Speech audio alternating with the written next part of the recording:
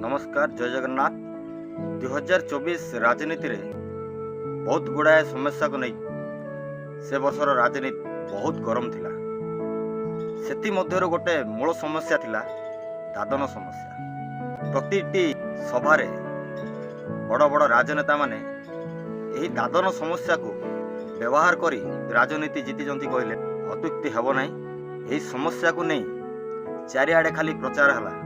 गंजाम रे दादन समस्यार आज पर्यंत बीजेडी शासन रे किछि समाधान होई पारिलानी अथवा ता पूर्वरु जो दल थिला किंबा ता परे भी जो दल आसिला आज पर्यंत दादन समस्या रे कोनोसी मध्य समाधान होई पारु नाही। 5 मास मध्य रे गंजाम जिल्ला रे प्रायतः 12 जन श्रमिकंकर मृत्यु होई सारिछि।